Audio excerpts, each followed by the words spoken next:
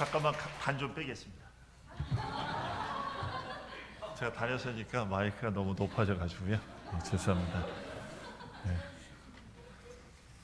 오늘 이렇게 불러서 저를 불러주셔서 함께 말씀 나눌 수 있도록 인도하신 하나님께 감사를 드립니다. 제가 김신성 목사님께 전화를 받기는 오늘 이 예배가 찬양대 헌신 예배로 드리는 예배입니다 라는 그런 얘기를 들었어요. 그렇다고 찬양대원들만 드리는 예배는 아니죠. 그리고 우리 영어교회 성도 모두가 함께 드리는 그런 예배지만 특별히 오늘을 찬양대원으로 봉사하시는 분들이 하나님께 더욱 헌신하고자 하는 그런 마음을 다잡기 위해 이제 드리는 그런 예배죠. 맞죠? 네, 그래서 근데 이런 마음으로 이제 드리는 예배이니만큼 헌신하려는 마음을 가져야 한다 하는 이런 이야기는 굳이 드리지 않아도 되지 않을까. 이렇게 헌신 예배를 드려야겠다라는 정도의 그런 마음을 갖고 계시다면 굳이 뭐 헌신하십시오 또다시 그런 얘기를 할 필요가 있겠나 싶습니다. 그리고 그래서 이제 오늘은 그런 내용보다는 찬양이라는 것이 도대체 뭔가라는 것에 대해서 우리가 좀 한번 생각해 보았으면 합니다. 혹시 이런 내용에 대해서 이전에 들어보셨을 수도 있겠지만 그래도 혹시나 또 전에 들으셨던 내용과 다를지도 모르니까 제가 준비한 그 내용들을 함께 여러분과 나누고자 합니다. 그 전에 여러분 중에 혹시 제가 지금 목사를 하기 전에 했던 일이 무엇일까 혹시 아시는 분이 계십니까? 김채성 목사님 혹시 얘기하셨어요? 얘기하셨어요? 벌써 얘기하셨고요. 얘기하셨으면 다 아시겠네요. 벌써 목소리를 들어보면 다르잖아요, 그죠? 그죠? 저는 이전에 목사이기 전에 성악을 전공했습니다. 그렇죠. 목소리를 들어보면 노래를 잘했을 것 같습니까? 못했을 것 같습니까? 근데 성악을 전공하게 된 계기는요, 노래를 잘해서가 아니었어요. 아무도 여러분들이 안 믿으시겠지만 저는 원래 음치였어요. 정말로 음치였어요. 그런데 어떻게 성악을 하게 됐느냐? 주위 사람들이 목소리 진짜 좋네. 성악을 한번 해봐. 목소리 진짜 좋네. 이거 성우 한번 해봐. 뭐 이런 얘기들을 많이 했어요.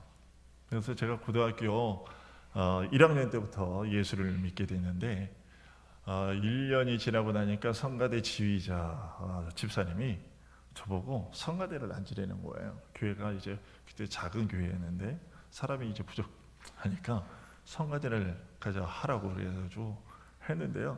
제가 성가대 하면 옆에 뭐 테러 베이스들이 다 죽으려고 그래요. 왠지 아시겠어요? 제가 말씀드렸잖아요. 저 원래 뭐라고요? 음치라고요. 음치. 그리고 악보들을 치도록 불지도 몰라. 그런데 베이스 파트를 하니까 음표는 무슨 표예요? 높은 음자리표도 아니고 다 무슨 낮은 음자리표예요. 아니 이건 처음 보는 음표고 뭐 이게 음이 뭔지도 모르겠고 피아노를 쳐주는데 저게 도대체 어떻게 해야 저 음에 맞추는 건지도 모르겠고 제가 파트 연습을 한다고 부르면 옆에 사람이 저 때문에 다 틀려요. 제가 목소리도 또 크잖아요. 다 틀리는 거예요. 그러니까 옆에 사람들이 다 죽으려고 그래. 속으로는 저거 안 했으면 좋겠다. 왜 저런 애를 이런 식의 생각을 많이 하셨을 거예요. 그런데 어쨌든 사람들이 그런 저의 내막을 모르고 목소리가 좋으니까 해보라 그런 얘기를 하셔가지고 어쨌든 했어요. 그래가지고 하게 됐는데 정말로 나중에는 음악대학에 입학할 정도까지 됐어요. 석 달 연습해가 석 달 레슨 받아가지고 들어갔거든요. 그러니까 대단하죠. 근데 어떻게 그러면 석 달 동안에 정말 노래를 잘하게 됐느냐? 아니에요. 교수님들이 저거 목소리 좋으니까 데려다가 어떻게 가르치면 한번 써먹을 수 있겠다. 그 생각 가지고 합격을 시키셨어요. 어쨌든 그렇게 노래를 전공하게 됐고요. 전공자라는 이유로 특성을 자주 하게 됐는데 그런데 그런 특성을 할 때마다 자꾸만 고민되는 것이 한 가지가 있었어요. 뭐였을까요? 어떻게 하면 노래를 잘할 수 있을까 하는 그것이었을까요? 아닙니다. 노래를 하고 나면 기도한 것과는 반대되는 마음이 들었던 거죠. 노래하기 전에는 오늘 특성이 있으니까 또 미리 기도할 거 아니에요. 기도하면서 하나님을 찬양하게 해주세요. 하나님만 높아지게 해주세요. 이렇게 기도하고 딱. 그래서 앞에 딱 나와서 나중에 찬송이 끝난 다음에 무슨 생각을 가질까요? 사람들이 나한테 노래 잘했다는 소리 안 해주나? 이런 말을 듣고 싶은 욕심, 이게 늘 저를 괴롭혔어요. 그것은 지휘를 할 때도 마찬가지였는데, 제가 몇 살부터 지휘했냐면 이제 20살 때부터 지휘를 해가지고 그 20년 가까이 지휘를 했어요. 목사를 하고 나면서도 계속 지휘를 하고 그랬는데요. 그 지휘가 끝났을 때도 늘 그런 마음이 들었어요. 사람들로부터 오늘 찬양대 찬양이 너무 멋있었어요, 이런 얘기 듣고요 싶은 마음이 계속 있는 거예요. 그러면 이제 특송이나 지휘를 하지 않는 지금은 어떨까요?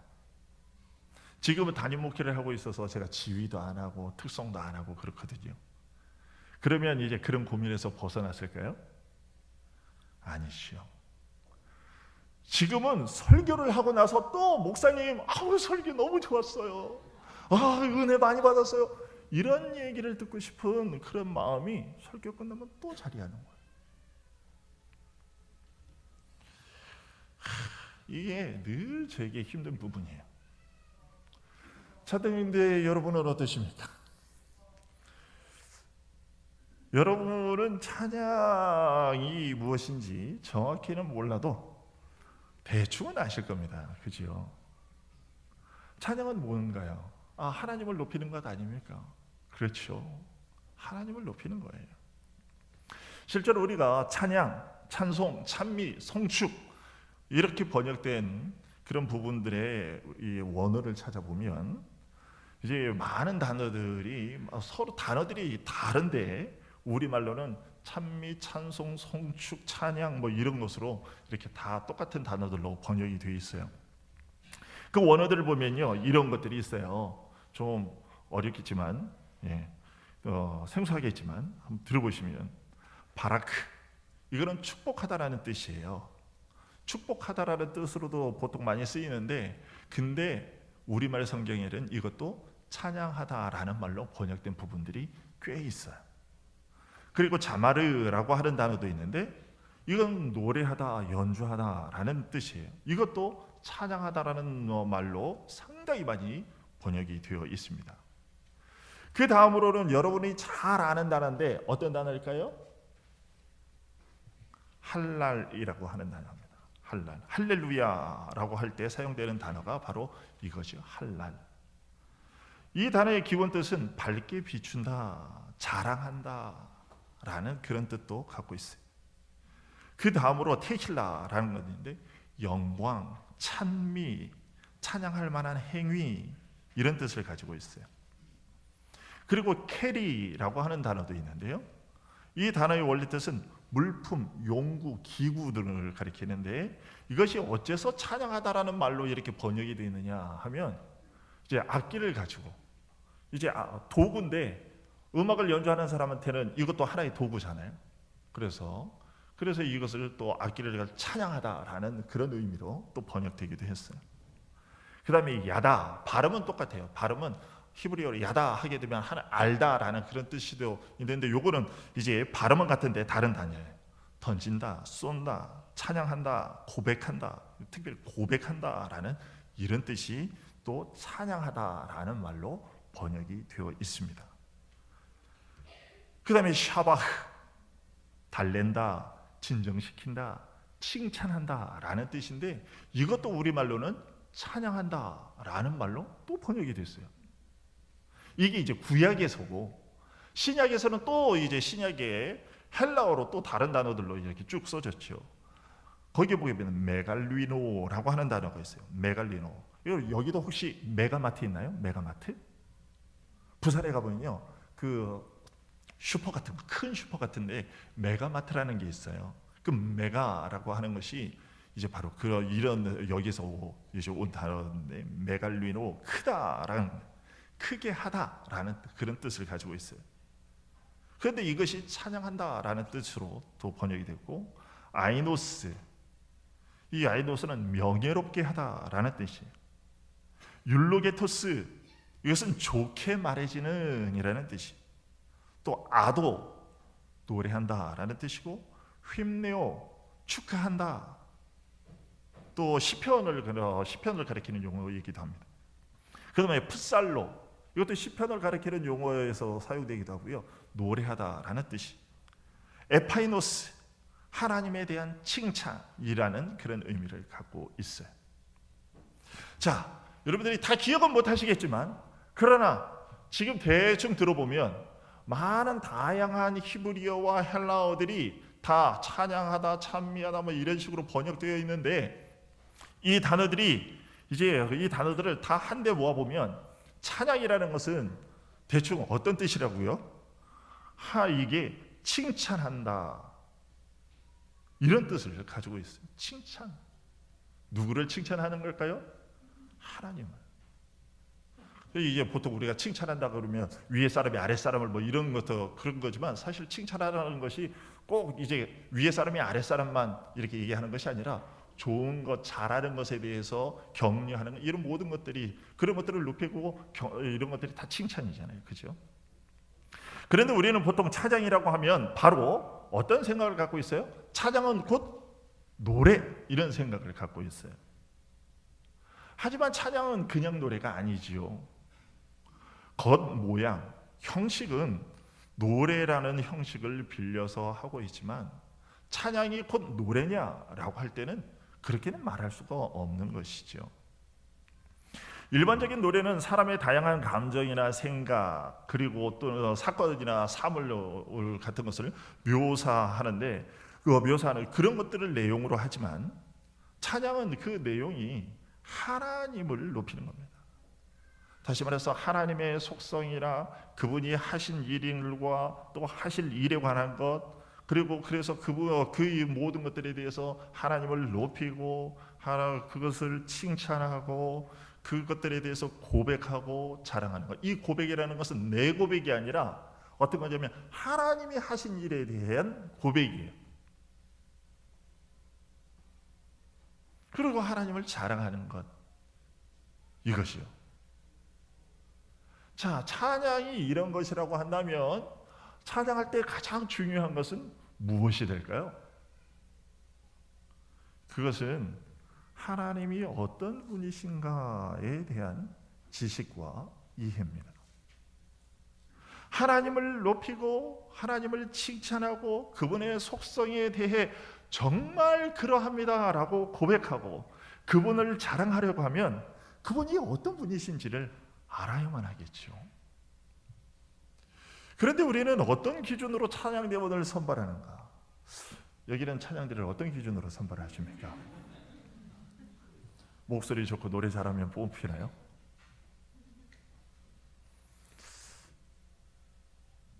하나님에 대한 지식과 믿음을 가졌느냐 하는 것보다, 제가 처음 찬양대석에 앉게 된 그 계기처럼 얼마나 노래 실력이 좋으냐 하는 것으로 많은 교회들이 찬양대원들을 선발한다는 거죠. 여러분, 다른 사람의 추천서를 이렇게 써보거나 부탁해 본 적이 있으십니까? 추천서라는 것은 이런 거죠. 이 한마디로 이런 거죠. 이 사람은 잘났습니다. 이 사람은 좋은 사람입니다. 그러니까 믿고 한번 고용해 보시면 좋은 결과가 있을 겁니다. 이게 추천서 아니겠어요? 그죠? 대학 추천서도 마찬가지 아니겠습니까? 얘는 착하고 똑똑하고 리더십이 있고 공부도 잘하고 뭐도 잘하고 한마디로 뭐예요? 얘는 잘났습니다 라는 거죠. 그런데 어떤 사람에게 그러면 이런 추천서를 부탁하나요? 모르는 사람에게요? 아니죠. 자신을 가장 잘 알고 정말 잘 알고 있는 사람에게 추천서를 부탁하죠. 마찬가지로 우리가 하나님을 칭찬하고 자랑하고 높이는 일도 하나님을 알아야만 할 수 있는 것이죠. 여러분, 하나님이 노래 잘하는 사람을 원하시겠습니까? 아니면 하나님에 대한 지식과 믿음이 많은 사람을 원하시겠습니까? 하나님이 누구를 더 좋아하실까요? 예레미야 9장 24절에서 하나님께서는 이렇게 말씀하셨어요. 자랑하는 자는 이것으로 자랑할지니 곧 명철하여 나를 아는 것과 나 여호와는 사랑과 정의와 공의를 땅에 행하는 자인 줄 깨닫는 것이라. 나는 이 일을 기뻐하노라. 여러분, 우리가 찬양대 연습에 빠지지 않고 매주일 찬양을 하는 것도 참 중요한 일이죠. 그것도 성실한 것이고 하나님께 대한 자기의 의무, 그 성실함을 다하려고 하니까 그게 되게 중요한 일이에요. 그런데 그보다 더 우선된 것은 바로 하나님을 아는 거예요. 그래서 찬양을 할 때 가장 중요하게 신경 써야 할 부분은 음정 박자가 아니라 가사입니다. 제가 신학을 하기 전에 지휘를 하는데 어느 날 지휘를 끝났어요. 근데 담임 목사님이 저를 부르시더니 이런 찬양 다시는 성가대 곡을 쓰지 말라는 거예요.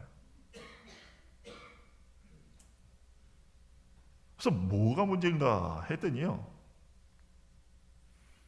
우리는 우리 이 세상에 다시 태어나는 일이 없어. 그 가사가 어떤 가사가 있었냐면, 우리 이 세상에 다시 태어난다 해도 주님 찬양하며 살리라 하는 단어. 그 가사가 담고 있는 그 내용은 무슨 것인지 충분히 짐작이 가죠. 내가 오직 주님만을 찬양하면서 주님만을 사랑하리라 하는 그런 마음은 충분히 가는데, 다시 태어난다고 하는 것은 어디에서 하는 얘기예요? 불교에서 하는 얘기지, 성경에서는 다시 그렇게 우리 이 세상에 다시 태어나는 일은 없어요. 그죠?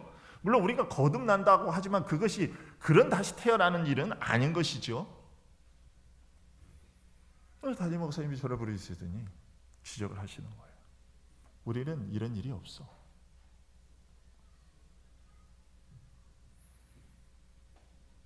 가사가 하나님에 대해, 그리스도에 대해, 성령에 대해, 삼위일체 하나님에 대해 무엇을 말하고 있으며 어떻게 높이고 있는지, 그리고 그 가사의 내용은 과연 성경의 내용과 일치한 진술을 하고 있는지, 혹여 하나님이 아닌 나의 의지나 결심, 그것을 노래하고 있는 것은 아닌지 우리가 늘 살펴봐야 돼요.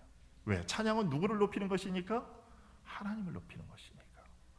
찬양은 내 의지를 노래하는 것이 아니고 누구를 노래하는 것이니까? 하나님을 노래하는 것이니까. 그러기 위해서는요, 우리가 부지런히 말씀을 배워야 돼요. 말씀 공부를 하지 않으면서 찬양대에 서면 안 됩니다, 여러분. 찬양대원들 중에는 노래하는 것이 좋아서 찬양대에서 봉사하는 분들이 꽤 있습니다. 제가 경험한 바로. 그러나 그것은 잘못된 거예요. 여러분, 하나님을 높이는 데 있어서 그 수단이 반드시 노래가 아니어도 됩니다. 그런데 왜 노래라는 형식을 통해서 하는가? 그것은 노래라는 형식이 전달하고자 하는 노래라는 것이 내가 전달하고자 하는 말의 그 내용을 더 극적으로 잘 표현할 수 있기 때문이에요. 여러분, 노래라는 것이 뭡니까? 노래는요, 다양한 음과, 그러니까 서로 다른 높이를 가진 음과 길이로 구성된 말을 합쳐 놓은 것이에요. 우리가 평상시에 예를 들면 이런 거죠.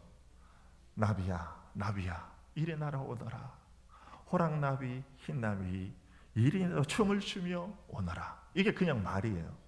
그런데 이것을 좀 더 사람들에게 잘 얘기하고 싶고 더 잘 표현하고 싶고 더 시적으로 잘 말하고 싶으면 어떻게 해요? 거기에다가 음이 다른, 그리고 길이가 다른 그 음절들을 거기에다가 집어넣는 거죠. 그래서 나비야 나비야 이리 날아오너라, 이렇게 하면 훨씬 느낌이 다르잖아요. 나비야 나비야 이리 날아오너라 이거 하고 나비야 나비야, 이게 다른 거예요. 그죠? 찬송가도 마찬가지입니다. 여러분 찬송가 79장 여러분도 잘 아시죠? 주 하나님 지으신 모든 세계 내 마음속에 그리워볼 때 하늘의 별 울려 퍼지는 뇌서 주님의 권능 우주에 찬네, 주님의 높고 위대하심을 내 영혼이 찬양하네, 주님의 높고 위대하심을 내 영혼이 찬양하네. 이렇게 해도 조금 더 그냥 말하는 것보다는 조금 나아요. 그런데 노래를 한번 해볼까요? 한번 가능할까요? 찬송가 79장 같이 한번 해볼까요? 노래를 하면 이 느낌이 조금 더 달라지죠. 같이 한번 불러볼까요?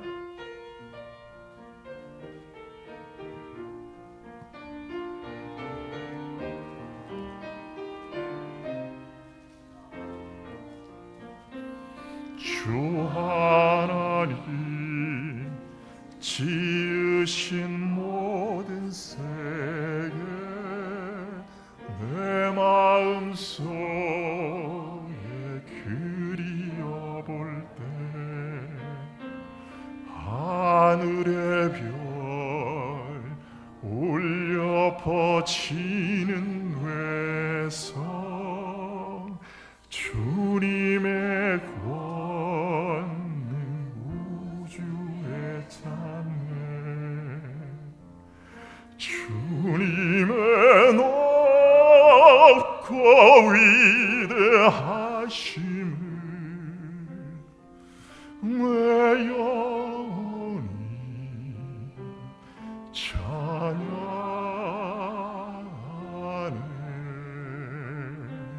주님의 높고 위대하심을 내 영혼이 찬양하네.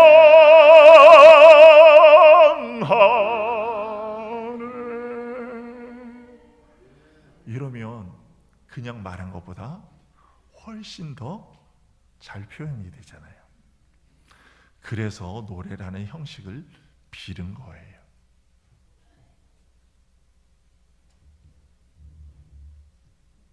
이럴 때는 하나님의 모든 것을 고백하고 자랑하고 칭찬하려고 하는데 말로써 다 표현하지 못하니까 어떻게 하면 더 잘 드러낼 수 있을까 하는 고민 끝에 노래라는 형식을 빌어서 하는 거죠.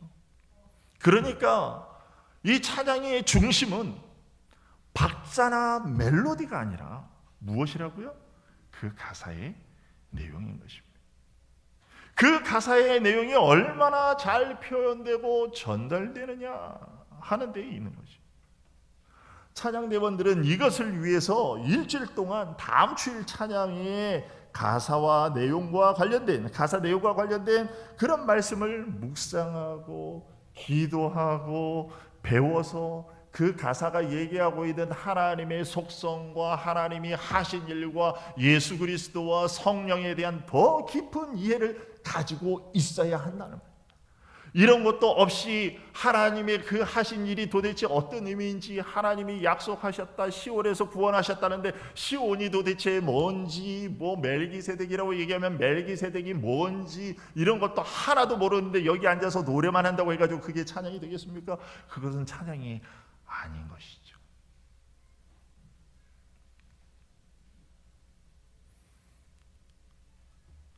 제가 참 지금 와서 이제 보니까 어리석었던 것이 그것이었어요. 제가 신학을 전공하기 전에는 이런 사실들을 잘 몰랐어요. 음악을 전공하면서 지휘를 하니까 제 머릿속에는 온통 무슨 생각만 있었을까요? 어떻게 하면 화음을 잘 만들까? 어떻게 하면 정확한 음정 박자, 어떻게 하면 더 좋은 소리를 만들어낼 수 있을까? 이것만 제 머릿속에 가득했어요. 이 가사가 담고 있는 내용이 도대체 하나님의 무엇을 노래하고 있는지 거기에 대한 고민은 없었어요. 지휘를 할 때도 어떻게 하면 더 멋있게 사람들의 이목을 끌 수 있을까? 이런 거에서만 하고, 어떻게 하면 더 화려한 사운드를 만들어낼 수 있을까? 그래서 참 못되게도 이 반주자들이나 이런 사람들은 절대로 실력 없는 사람을 안 썼어요. 잘한다고 하는 사람들만 반주자로 쭉 깔아놓고, 조금만 못하면 이러면서, 조금만 실수하면 거기서 그러면 안 되지.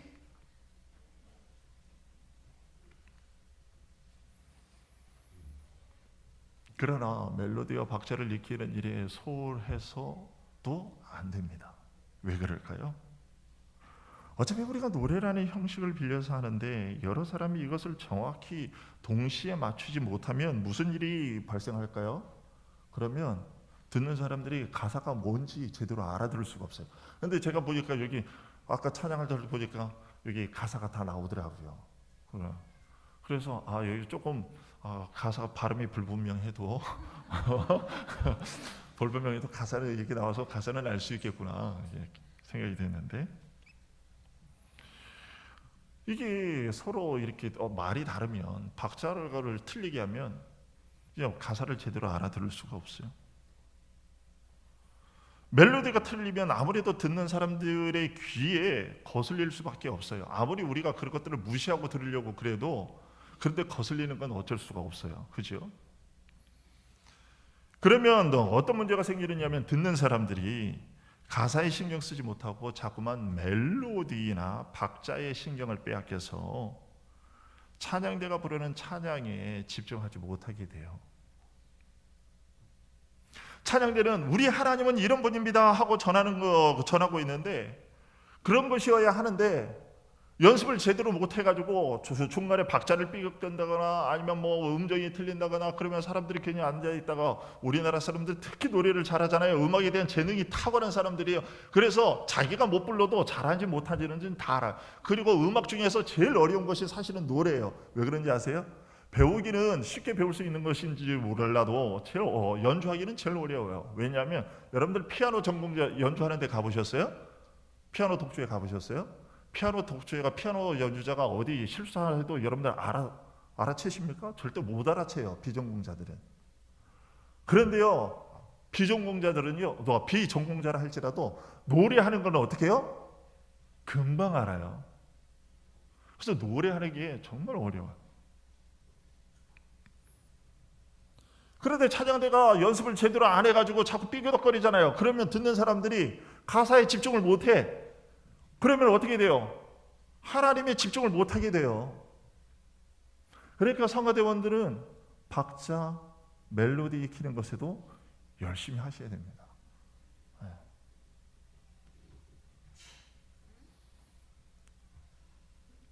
그래서요, 종교개혁자들은 악기를 없애버렸어요.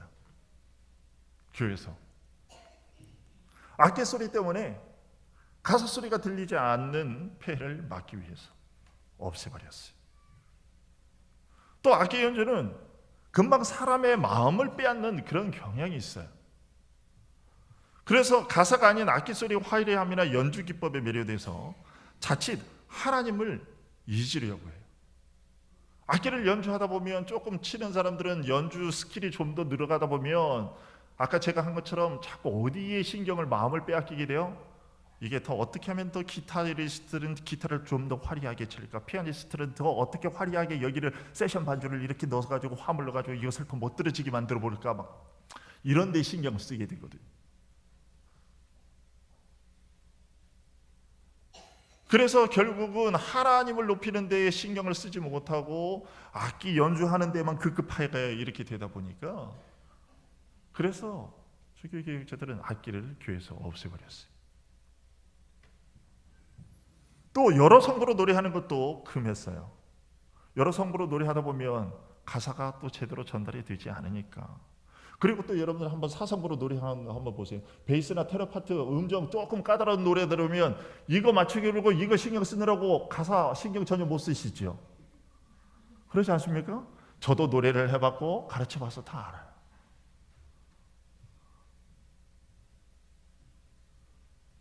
그러니까 다성부를 다 없애버리고 똑같이 멜로디만 다 부르는 거예요. 그리고 절대 빠르게 못 불러요. 빠르게 부르면 그 리듬에 그 흥에 겨워가지고 또 그냥 넘어갈까 봐. 그래서 천천히. 그래서 저는 이제 저희 교회에서 사도신경을 할 때도 아주 천천히 합니다. 여기는 어떤지 모르겠는데 여러분들도 혹시 아시는 분이 계실지 모르겠지만 우리 합신에 지금은 은퇴하셨는데 구약을 가르쳤던 김성수 교수님이라고 계셨어요. 이 김에서 처음에 입학을 했는데 이분이 수업 시간에 들어와서 이렇게 그 수업을 하는데 이렇게 말씀하셨어요. 여러분, 요즘에 ASMR 하는 것처럼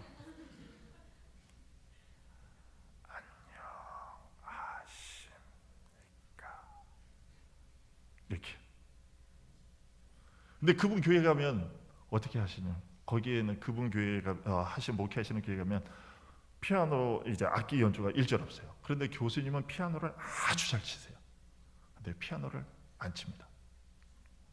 그리고 찬송가는 보통 교회에서 부르는 것 2~3배 정도로 느리게 부르고 사도신경도 숨이 꼴가닥 넘어갈 정도로 천천히 하세요. 왜 그러냐면 정신없이 아무 생각 없이 그렇게 고백하게 되지 않도록 하기 위해서 그러셨어요.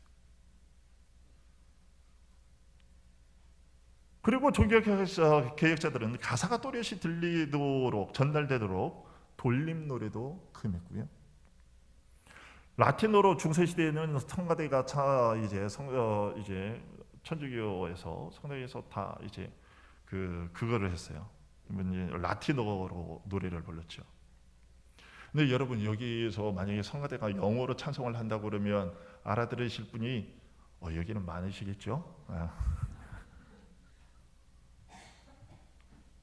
종교개혁자들은 라틴어로 부르면 일반 청중들이 하나도 못 알아들으니까 그게 무슨 의미가 있냐. 그래서 자국어로 번역해서 자기네 말로 노래를 부르도록 했어요.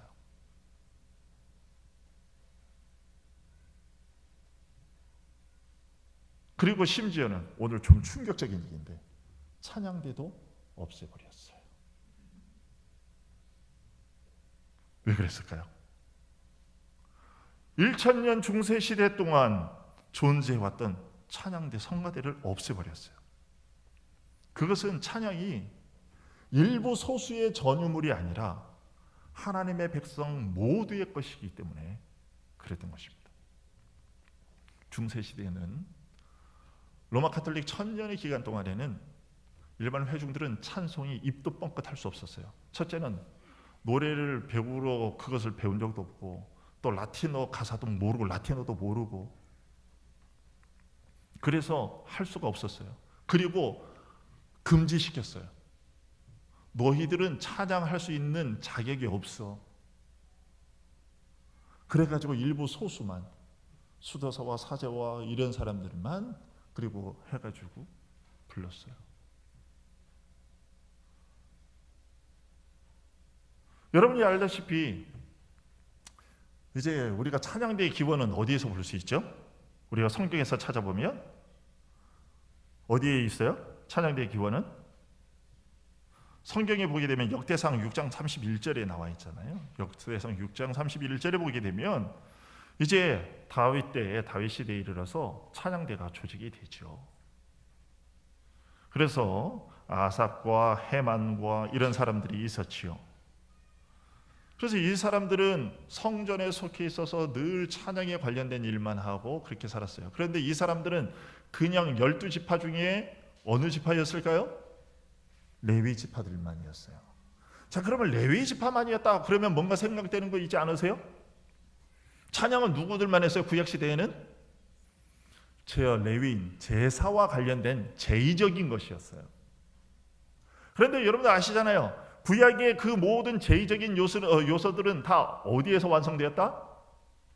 예수 그리스도에게서 완성이 되었기 때문에 유월절도 77절도 백절 이런 오순절도 다 안 하는 거잖아요. 예수님이 다 하셨기 때문에. 예수님이 다 이루셨기 때문에 그런 걸 우리는 더 이상 지키지 않아요.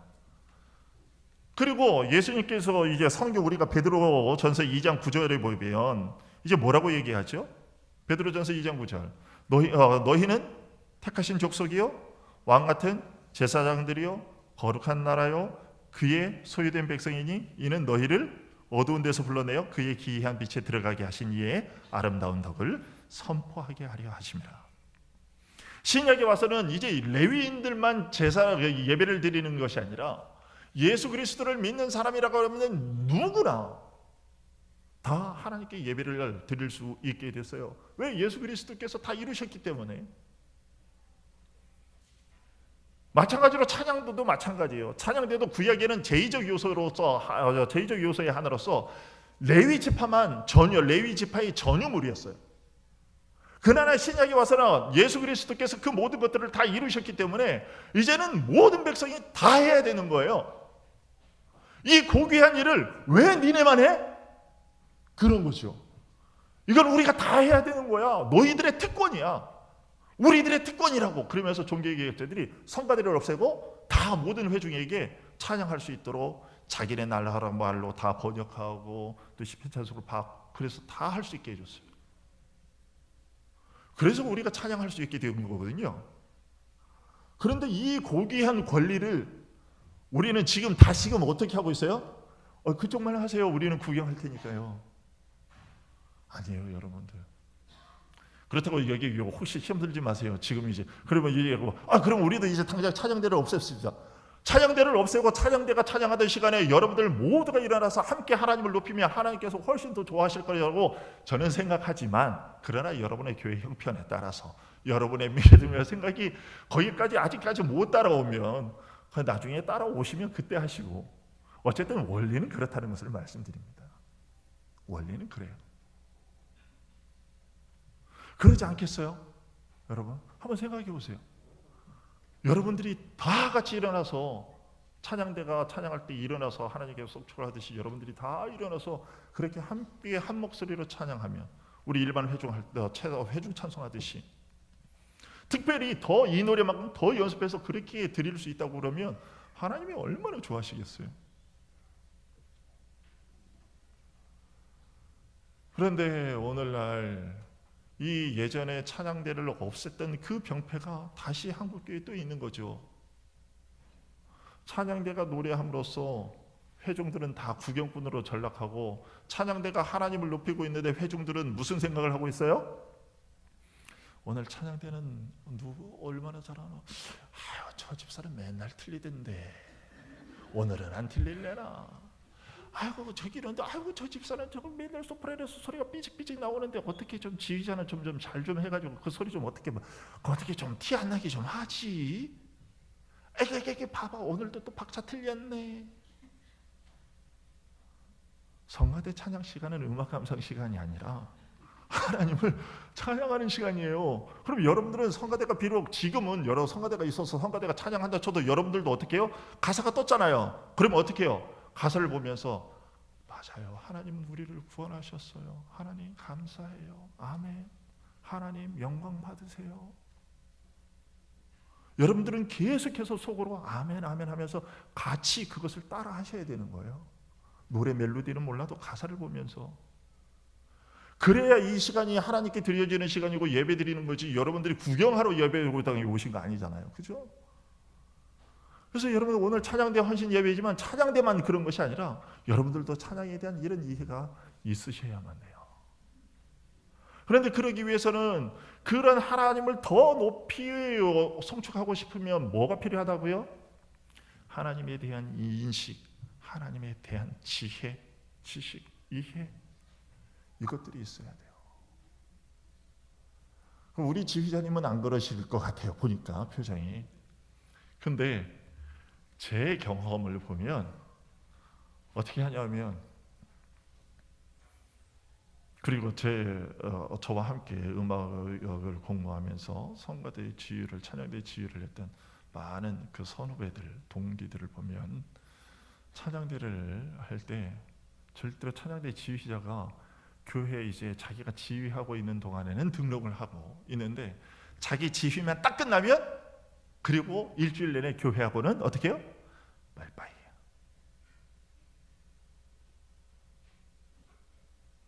성경 공부하는 것을 본 적이 없어.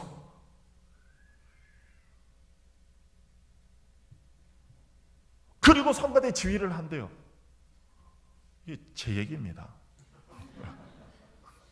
네, 제 얘기예요. 그래가지고는 찬양이 드려질 수가 없어요. 여러분들도 마찬가지입니다. 아침에 오시면 오늘 드릴 찬양이 뭔가 주보에 다 나와 있잖아요. 그러면 가사를 한번 보시고요, 기도하시면서 또 잘 모르겠으면 또 성경 한번 찾아보고, 아 맞아, 하나님이 이런 일들을 하셨고 이렇고, 근데 이 내용은 뭐지? 잘 이해가 안 되네. 그러면 또 물어서 배우시고, 그래서 하나님에 대한 그런 복종, 하나님 앞에서의 겸손한 마음이 쌓이고 쌓여서 그것이 우리의 입술로 그대로 터져 나와야 되는 거죠. 오늘 우리가 읽은 본문은 이렇습니다. 이렇게 되어 있죠. 같이 다시 한번 읽어볼까요? 그러므로 우리는 예수로 말미암아 항상 찬송의 제사를 하나님께 드리자. 이는 그 이름을 증언하는 입술의 열매니라. 이렇게 되어 있어요. 이게 무슨 얘기냐면, 여러분들, 자, 우리의 입술로 나오는 것. 자, 예수님이 우리에게 이런 말씀을 하신 적이 있어요. 그죠? 마태복음 12장에 보니까 마음에 가득한 것을 입으로 말함이라. 그리고 로마서 3장 13절에 보니까 그들의 목구멍은 열린 무덤이요 그 혀로는 속임을 일삼으며 그 입술에는 독사의 독이 있고 그 입에는 저주와 악독이 가득하고.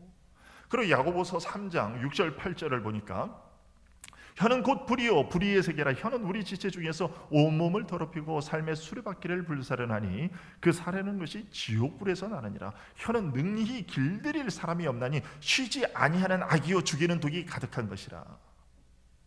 이 말씀들을 가만히 종합해 보면 결국 우리 입술로 내뱉는 말들이 어떤 것이 되느냐라는 것에는 그 내뱉어지는 말들이 어떻게 해요? 우리 안에서 입으로 내뱉어지는 말들은 다 어디에서 나오는 거라고요? 우리의 중심에서 나오는 거예요. 그래서 우리의 중심에 무엇을 채우느냐가 우리의 입술을 좌우해요. 따라서 오늘 본문에 보게 되면 그런 것입니다. 그러므로라고 되어 있잖아요. 그러므로 우리는 예수 그리스도로 말미암아 항상이라고 되어 있습니다. 예수 그리스도로 말미암아, 그러니까 하나님께서 우리에게 베푸신, 그리스도를 통해서 베푸신 그 은혜들, 그를 통해 이루신 일들, 또 예수 그리스도께서 전해주신, 예수 그리스도를 통해서 전달된 하나님 아버지의 그 모든 것들, 그런 것들이 우리 안에 쌓여서 그렇게 되면 그것이 우리의 입술로 나오게 돼요. 그래서 제일 중요한 것은 찬양을 드리고 싶으면, 올바른 찬양을 드리고 싶으면 말씀을 부지런히 읽어라, 기도해라. 찬양을 잘하는 것과 노래를 잘하는 것 같습니까? 다릅니까? 다르죠. 그런데 많은 분들이 노래를 잘하면, 여기서 제가 만약에 노래를 했다가 이 소리로 노래를 했어요. 그러면 여러분들이 뭐라고 하셨을까요? 찬송가 있는 노래를 했으면 여러분들이 저에게 뭐라고 하셨을까요? 아유, 목사님 찬양 잘하십니다. 그건 찬양을 잘한 건지 노래를 잘한 건지 잘 구분하셔야 돼요.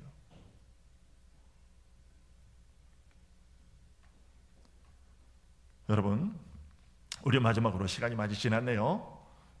우리 마지막으로 이 한 말씀만 같이 찾아서 읽어보고 이제 말씀을 맺도록 하겠습니다.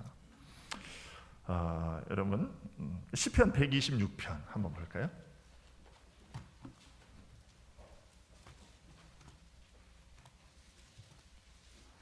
시편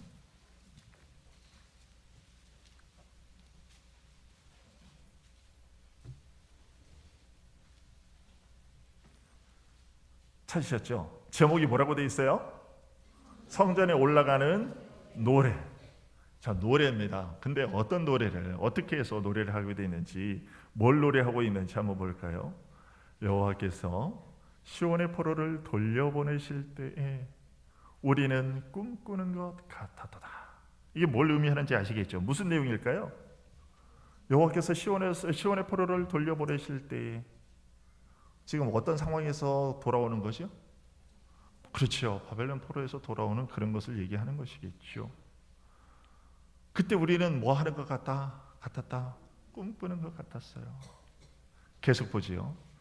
그때에 우리 입에는 뭐가 가득했고 웃음이 가득했고 도저히 참을 수가 없어. 그냥 막 실실실실 배실실실 그냥 웃음이 막 흘러나와요.